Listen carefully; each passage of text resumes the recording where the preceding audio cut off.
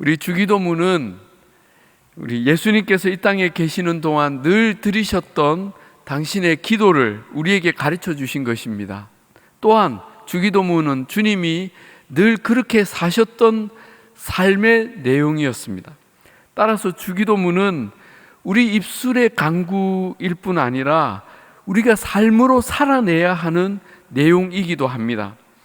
기도와 삶은 절대로 별개가 아닙니다. 우리는 기도한 대로 사는 것입니다.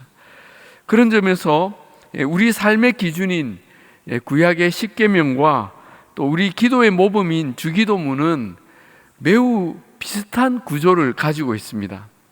자, 십계명은 1계명부터 4계명이 하나님을 사랑하라는 계명이고 5계명부터 10계명은 이웃을 사랑하라는 계명입니다. 그런데 주기도문도 그 구조가 매우 비슷합니다.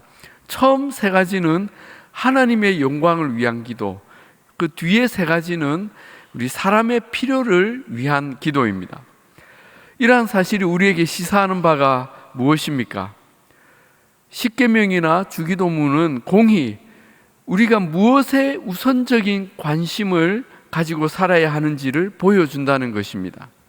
그것은 바로 하나님을 사랑하고 높이는 것입니다. 즉, 우리 삶의 우선순위, 우리 인생의 최종 목표와 가치는 오직 하나님을 기뻐하고 영화롭게 하는 일입니다.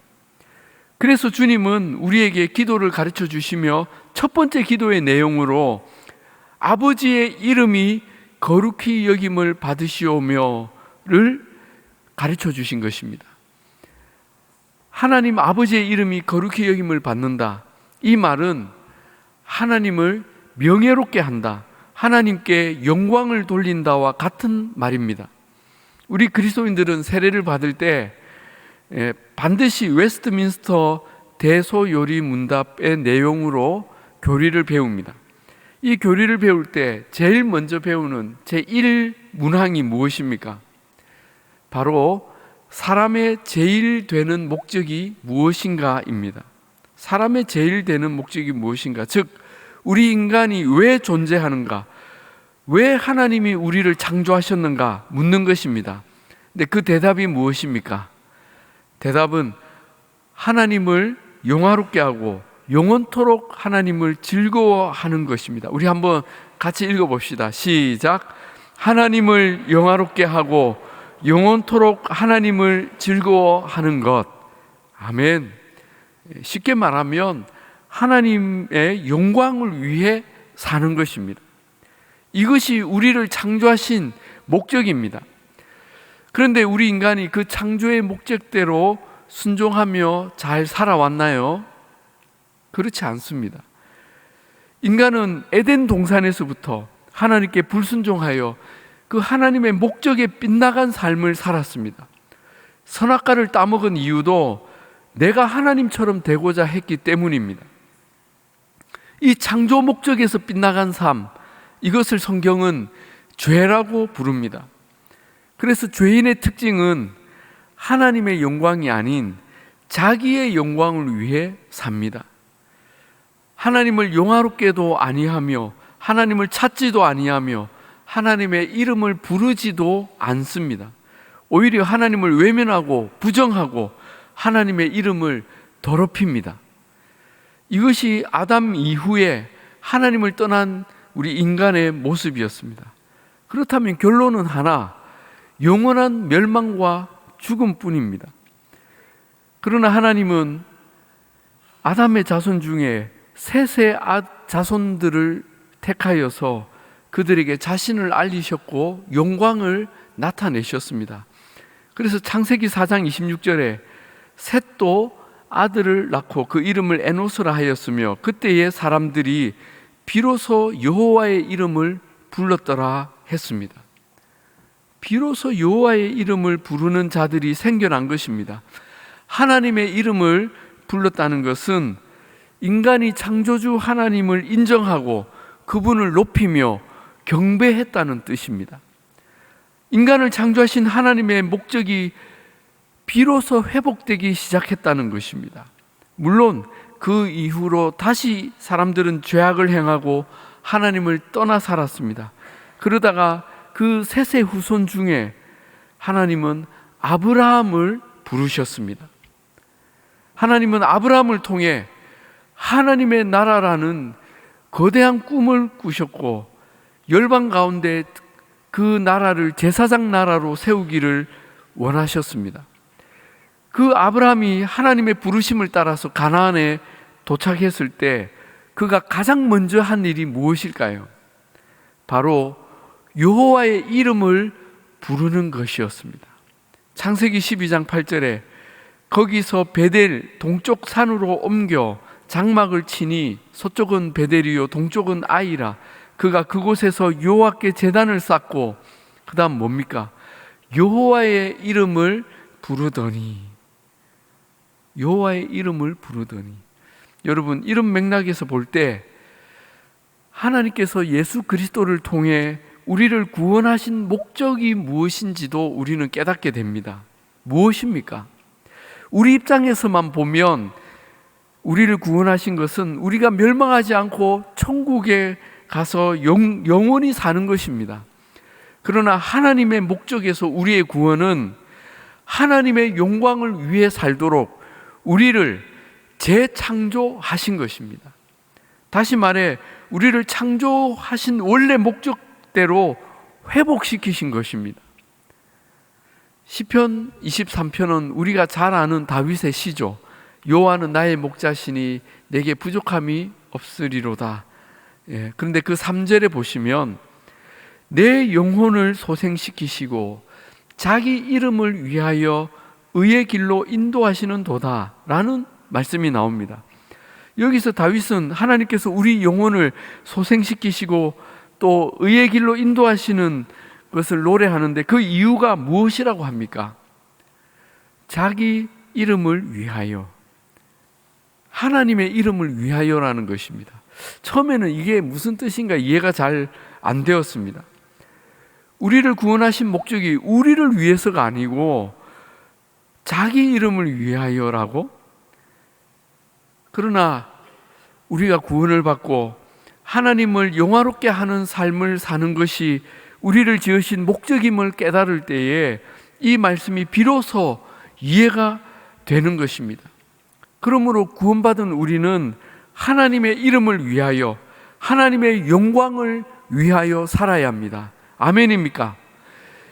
이것이 우리 평생을 사는 이유일 뿐만 아니라 우리가 기도할 때마다 가장 먼저 드려야 하는 기도 제목인 것입니다. 아버지의 이름이 거룩히 여김을 받으시오며. 왜 이 기도가 주기도문의 가장 첫머리에 나오는지 우리는 분명히 알아야 합니다. 이 기도의 의미를 알고 드리는 사람은 한편 이 기도가 이루어지는 삶을 살아야 합니다. 어떻게 살 수 있겠습니까?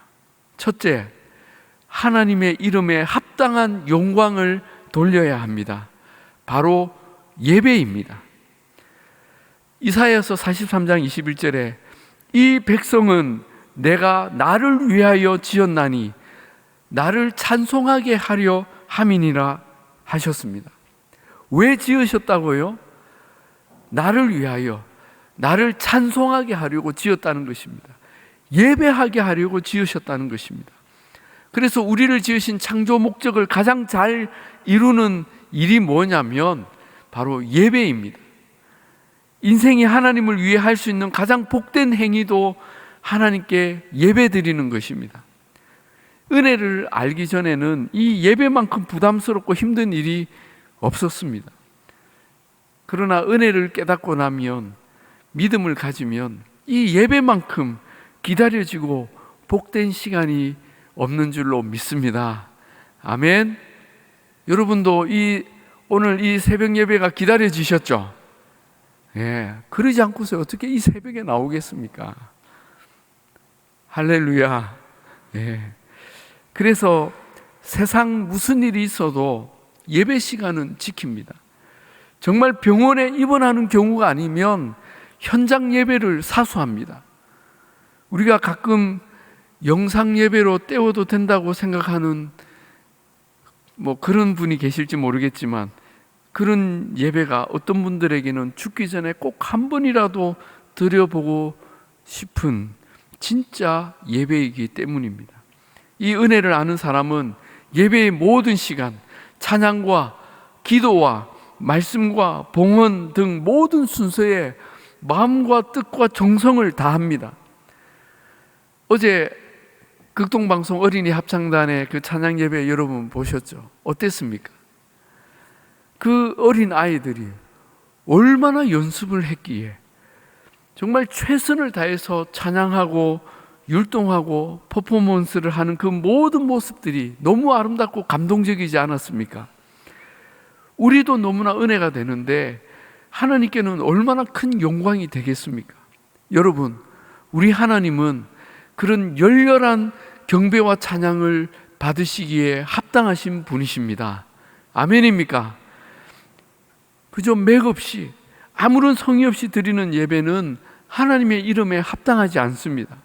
우리 교회는 올해 들어와서 무엇보다 예배를 더 뜨겁게 생동감 있게 드리는 일에 정말 많은 힘을 쏟고 있습니다.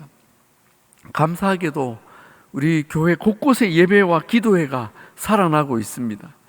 우리는 모든 예배가 뜨겁게 살아나서 하나님의 이름이 거룩히 여김을 받으시도록 우리는 더욱 간절히 기도해야 할 것입니다. 두 번째로 하나님의 이름을 영화롭게 하는 삶은 그 하나님의 이름을 세상에 알리는 것입니다. 우리는 하나님께서 어떤 분이신지, 우리를 어떻게 사랑하셨는지, 우리를 위해 어떤 일을 행하셨는지 그 사랑과 은혜와 영광을 온 세상에 알릴 사명이 있습니다. 이 일을 위해서 두 가지 방법이 있습니다. 하나는 우리의 입으로 전하는 것입니다. 전도이죠. 내가 만난 하나님, 내가 경험한 하나님의 그 사랑과 은혜를 이웃에게 전하는 것입니다. 이것은 매우 강력하고 급진적인 방법입니다. 그래서 좋은 반응과 열매도 있지만 반대와 핍박도 엄청납니다. 그러나 주님은 이 세대가 악하고 이제 주님 오실 날이 얼마 남지 않았기에 우리가 적극적으로 복음을 전하고 사람들을 하나님께 돌이켜야 함을 명령하십니다. 디모데후서 4장 2절에 너는 말씀을 전파하라. 때를 얻든지 못 얻든지 항상 힘쓰라 하셨습니다. 자, 또 한 가지 하나님의 이름을 세상에 알리는 방법은 바로 우리의 삶, 거룩한 일상생활입니다. 우리가 몇 주 전 산상수훈 말씀을 통해 들었지만 주님은 우리를 세상의 소금, 세상의 빛이라고 하셨습니다. 이 말씀을 하시면서 5장 16절에 이같이 너희 빛이 사람 앞에 비치게 하여 그들로 너희 착한 행실을 보고 하늘에 계신 너희 아버지께 영광을 돌리게 하라 하셨습니다. 주님은 우리의 착한 행실이 바로 세상을 비추는 빛이라고 설명하십니다. 우리의 착한 행실, 즉 우리가 일상을 살아가며 행하는 모든 선한 일, 하나님 뜻대로 행하는 모든 순종이 이 어두운 세상을 비추는 빛이며 희망이라는 것입니다. 왜 그럴까요? 왜 아무것도 아닌 우리의 착한 행실이 그토록 큰 영향을 미치는 것일까요? 그것은 우리가 착한 일을 행할 때 사람들은 우리를 주목하는 것이 아니라 우리의 아버지이신 하나님을 바라보기 때문입니다. 우리를 보는 게 아니라 하나님을 바라보는 것이죠. 그때 하나님의 이름이 영광을 얻는 것입니다. 미국에서 한 한국인 학생이 대학에 진학을 하게 되었습니다. 그런데 이 학생의 가정은 매우 형편이 어려워서 그 가정에서 이 학생이 최초의 대학생이 되었습니다. 그런데 대학에 들어가니까 같이 공부하던 다른 학생이 이 학생에게 다가와 유혹을 하는 것입니다.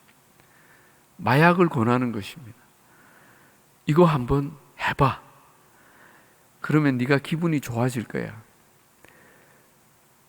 그때 이 학생은 거절을 합니다. 아니, 나는 하지 않겠어. 그러자 그 친구가 또 유혹을 합니다. 걱정할 거 없어. 아무도 몰라. 아무도 모를 거야. 그러자 그 학생이 대답을 합니다. 난 걱정하는 게 아니야. 나에게 중요한 건 내가 이 대학에 오도록 하기 위해 우리 아버지 어머니께서 청소부로, 파출부로 그렇게 새벽부터 밤늦게까지 일하셨다는 거지. 내가 여기 있는 것은 전적으로 우리 부모님의 덕분이야. 나는 나를 위해 지금도 희생하시는 우리 아버지 어머니를 욕되게 할 수 없어 라고 말하면서 이 학생은 마약의 유혹을 물리쳤다는 것입니다. 이 학생은 자기 부모님의 은혜를 기억하고 그 부모님을 용화롭게 한 것입니다. 여러분, 자식이 훌륭하게 살면 부모님이 영광을 받는 것처럼 우리가 세상에서 하나님의 이름으로 착한 행실을 나타내면 하나님께서 영광을 받으십니다. 그리고 세상은 빛을 봅니다. 여기에 희망이 있구나. 여기에 능력이 있구나. 생명이 있구나. 그러나 우리가 그 반대로 살거나 세상과 똑같은 모습으로 살면 사람들은 우리를 보고 실망하며 우리를 욕하는 것이 아니라 하나님의 이름을 비방합니다. 그런데 세상은 여러분 공평하지 않습니다. 중립적이지 않습니다. 어떻게 하면 우리 그리스도인들을 비방할까? 흠을 잡으려고 혈안이 되어 있습니다. 그래서 이 일은 결코 쉽지 않습니다. 베드로전서 2장 12절에도 너희가 이방인 중에서 행실을 선하게 가져 너희를 악행한다고 비방하는 자들로 하여금 너희 선한 일을 보고 오시는 날에 하나님께 영광을 돌리게 하려 함이라. 그렇게 말씀합니다. 어떻게 하든 우리를 비방하려는 그들에게 아무 말 못하고 하나님께 영광을 돌리게 만들라는 것이죠. 자, 세 번째로 우리는 하나님의 이름이 망령되이 일컫는 일을 막아야 합니다. 십계명에도 제3계명이 너는 내 하나님 여호와의 이름을 망령되게 부르지 말라입니다. 세상은 하나님의 이름을 너무나 쉽게 부르고 더럽힙니다. 이런 때에 우리는 하나님의 백성, 하나님의 자녀들로서 마땅히 슬픔과 분노를 느껴야 합니다. 시편 42편 3절의 고백처럼 사람들이 종일 내게 하는 말이 내 하나님이 어디 있느뇨 하오니 내 눈물이 주야로 내 음식이 되었도다. 우리의 마음이 되어야 합니다. 우리는 이스라엘 왕 중에서 가장 위대한 왕 다윗을 압니다. 그는 자기 형제들 중에 가장 막내였고 형들보다 더 잘나지도 뛰어나지도 않았습니다. 그러나 하나님은 그 다윗을 가장 사랑하셨고 내 마음에 합한 사람이라고 높이시며 그의 인생을 특별히 존귀하게 하셨습니다. 그 이유가 무엇일까요? 저는 그 이유가 다윗이 어린 나이에 골리앗과 대적하여 싸운 그 사건 때문일 것이라고 저는 믿습니다. 블레셋 군대의 장수였던 골리앗은 이스라엘과 싸우려고 찾아온 그 전쟁터에서 무려 40일 동안 매일 하나님과 그 백성을 아침 저녁으로 모욕하였습니다. 40일 동안입니다. 그런데 어느 누구도 감히 그와 싸우겠다고 나서는 사람이 없었습니다.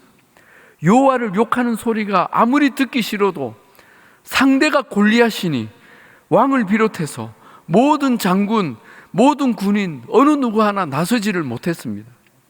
그런데 군인도 아닌 어린 다윗이 그 전쟁터에 아버지의 심부름으로 갔다가 골리앗이 하나님의 이름을 모욕하는 그 소리를 듣고는 피가 거꾸로 솟아올랐던 것입니다. 그리고 조금도 망설이지 않고 그를 가만두지 않겠다고 뛰쳐나갑니다. 다윗의 손에는 물맷돌 몇 개뿐이었지만 그가 달려가며 외쳤던 그 말이 그의 가장 큰 무기였음을 보여주고 있습니다. 너는 칼과 창과 단창으로 내게 나오지만 나는 만군의 여호와의 이름, 곧 네가 모욕하는 이스라엘 군대의 하나님의 이름으로 너에게 나아가노라. 하나님의 이름으로. 그리고 그 돌 하나로 그 골리앗을 때려 죽입니다. 하나님이 그 순간에 살짝 임팩트를 넣으신 거죠. 아무튼 다윗이 이렇게 달려갈 수 있었던 그 이유, 하나님의 이름에 대한 그의 사랑이었습니다. 만왕의 왕 하나님의 이름을 욕되게 내버려 둘 수 없다는 그의 충성이었습니다. 하나님은 그를 높여서 이스라엘 최고의 영광스러운 왕으로 세워주셨습니다. 여러분, 우리는 하나님의 이름에 대한 어떤 사랑과 충성이 있습니까? 세상이 하나님의 이름을 짓밟고 능욕할 때 우리는 사울 왕처럼 참습니까? 아니면 다윗처럼 목숨 걸고 그 이름을 위하여 싸우십니까? 우리는 거룩하신 하나님의 이름을 받드는 사람들입니다. 그 이름으로 사는 사람들이고 그 이름을 영화롭게 해야 하는 사람들입니다. 우리가 하나님의 사랑과 은혜를 알았다면 그 이름을 위하여 살고 죽을 수 있는 사람이 되어야 합니다. 오늘 우리가 주님이 가르쳐 주신 이 기도의 가장 첫 번째 간구, 아버지의 이름이 거룩히 여김을 받으시오며, 이것이 우리 인생의 가장 첫 번째 기도가 되고 가장 최고의 목적이 되어서 다윗이 받았던 그 존귀함과 그 칭찬을 동일하게 누리는 복된 저와 여러분이 다 되시기를 우리 주님의 이름으로 축복합니다.